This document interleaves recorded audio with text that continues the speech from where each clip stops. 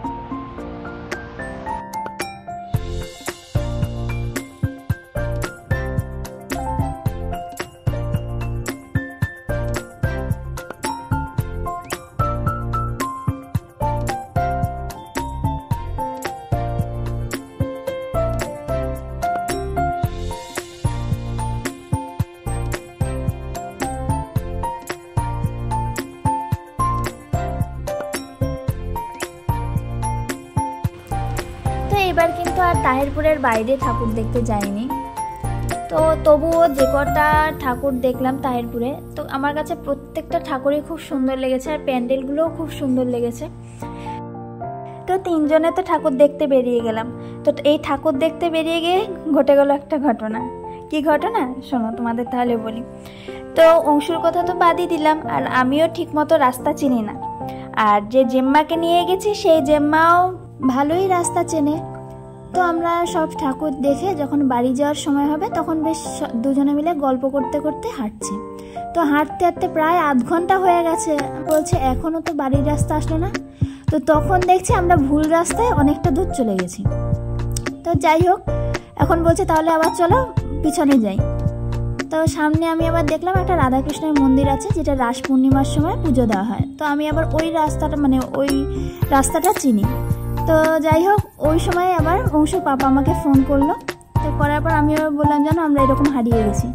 তখন বললো এই যে রাস্তা, মানে রাধাকৃষ্ণের মন্দিরটা রয়েছে তার সোজা যে রাস্তাটা চলে যাচ্ছে, ওই রাস্তাটা দিয়ে তোমরা হাঁটা শুরু করো, দেখবে ঠিক বাড়ির রাস্তা পেয়ে যাবে।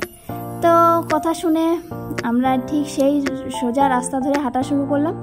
আর হাঁটতে হাঁটতে প্রায় 15 মিনিট পর আমরা নেতাজি মাঠের সামনে চলে এসেছি, মানে আমরা বাড়ির রাস্তায় চলে এসেছি। তো যাই হোক, এরপর ভালোভাবে বাড়ি চলে আসলাম।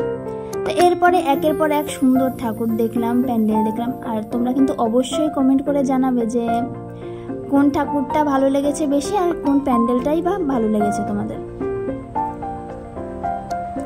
আর আমার কাছে কিন্তু এই প্যান্ডেলটা খুবই ভালো লেগেছে। দেখো, পুরো কালো আর সাদায় মানে মিক্স করে এই প্যান্ডেলটা তৈরি করেছে। আমার কাছে খুবই ভালো লেগেছে। মানে পুরো আকাশটা কালো আর প্যান্ডেলটাও কিন্তু কালো, আর তার মধ্যে সাদা লাইটিং করেছে। আমার কাছে খুবই সুন্দর লেগেছে প্যান্ডেলটা।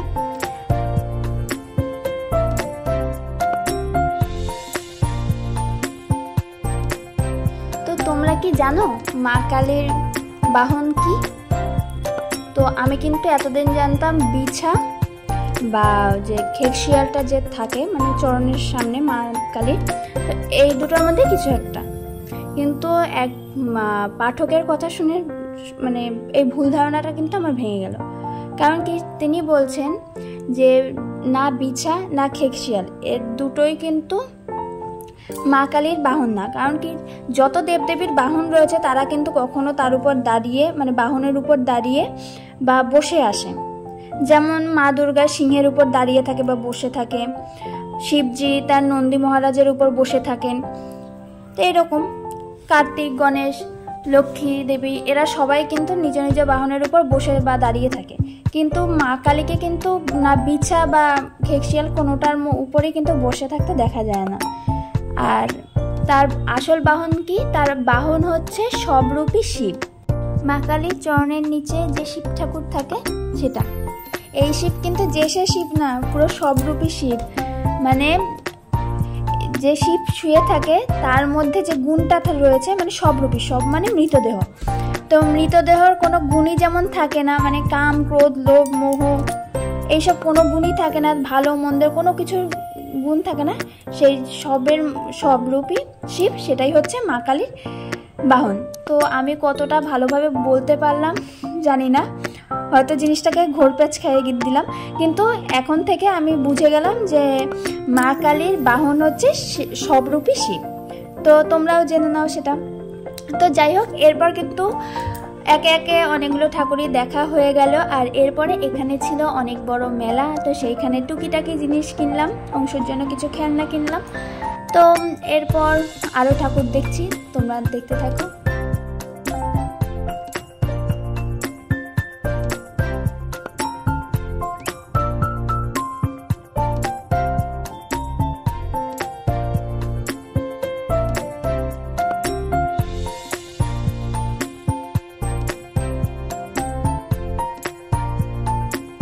তো সত্যি কথা বলতে না, এই যে মূর্তিটা আমি দেখলাম এই প্যান্ডেলের, কোনো অংশে আমার কাছে মা কালীর মতো লাগলো না। কারণ মা কালীর রঙটা আমরা জানি কালো বা শ্যামবর্ণ, আর এখানে পুরো ধবধবে সাদা, 4 হাত রয়েছে, দুই পাশে আবার দুটো পরী রয়েছে, সামনে অসুর রয়েছে, তাও আবার কি সুন্দর দেখতে অসুর। তো যাই হোক, কিন্তু সাইডে কিন্তু মা কালীর যেরকম রূপ রয়েছে, মানে জীব বের করা, 4 হাত, নিচে শিব ঠাকুর রয়েছে, সবরূপী শিব, সেটা কিন্তু দেখলাম যে ওটার পুজো হয়েছে। কিন্তু এই যে মানে বড় যে মূর্তিটা রয়েছে, সেই মূর্তিটা কিসের আমি না ঠিক বুঝতে পারিনি। তোমরা যদি কেউ বুঝতে পারো যে এটা কিসের মূর্তি বা কোন থিমে বানানো হয়েছে, তাহলে কমেন্ট করে প্লিজ জানিও। এরপরে এই একটা প্যান্ডেল দেখলাম, মানে যখন হারিয়ে গেছিলাম আর কি, সেই রাস্তা থেকে আস্তে আস্তে এই প্যান্ডেলটা দেখলাম সাইডে। তো এই প্যান্ডেলটাও কিন্তু খুব ভালো লাগলো, মানে বাংলার সহজ পাঠের সমস্ত বিভিন্ন ছবি আঁকা টাকা রয়েছে, বেশ ভালো লাগলো। তো কথায় আছে না যে ভগবান মঙ্গলময়ী, ভগবান যা করে মঙ্গলের জন্যই করে। তো এটা কিন্তু 100 ভাগই কিন্তু আমাদের সঙ্গে সেদিন ফলে গেল। কারণ আমরা যদি পথ সেদিন না হারিয়ে ফেলতাম, তাহলে কিন্তু এই সুন্দর মায়ের মূর্তিটা, এই সুন্দর প্যান্ডেলটা, যেখানে বাংলার স্বরবর্ণ, ব্যঞ্জনবর্ণ সমস্ত কিছু লেখা রয়েছে, সহজ পাঠের বিভিন্ন ছবি রয়েছে, এই জিনিসটা কিন্তু আমরা আর দেখতে পারতাম না।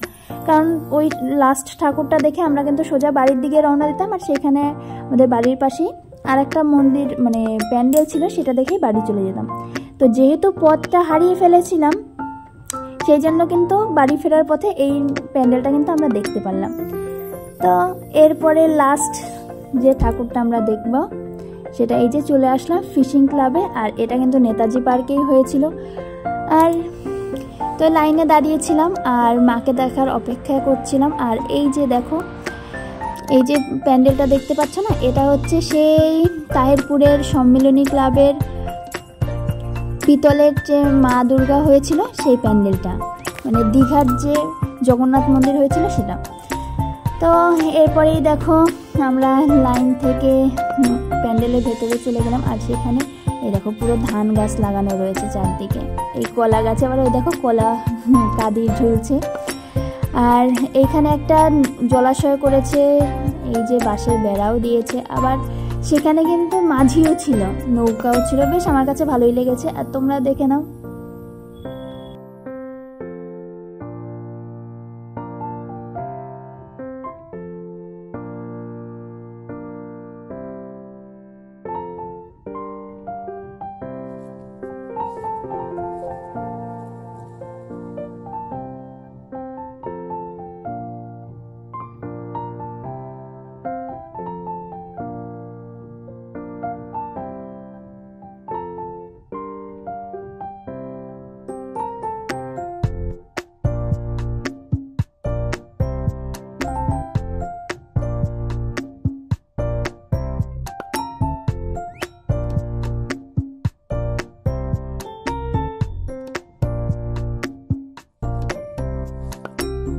আর এই প্যান্ডেলের সব থেকে আমার বেশি ভালো লেগেছে কি জানো? এই দেখো, এই মা কালী আর শিব ঠাকুরের এই মূর্তিটা কি সুন্দর। দেখো শিব ঠাকুর মা কালীর হাত ধরে নিয়ে চলে যাচ্ছে। আমার কাছে কিন্তু খুবই সুন্দর লেগেছে। আর পুরো দেখো মাটির কালার করা, মানে পুরো মাটির কালার করা, আমার কাছে কিন্তু খুব ভালো লাগছিল।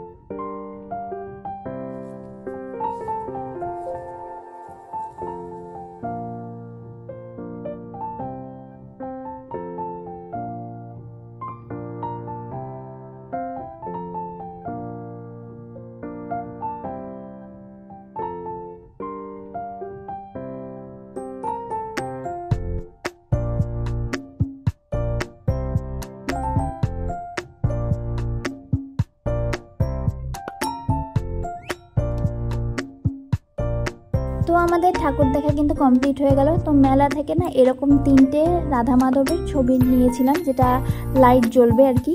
আর এই খেলনাটা অংশ নিয়েছিলাম, দেখো বাবলসের। তো ভিডিওটা এই পর্যন্তই। ভালো লাগলে লাইক, কমেন্ট আর শেয়ার করতে ভুলো না। চ্যানেলটাকে সাবস্ক্রাইব করে দিও। তো আজকের মতো টাটা।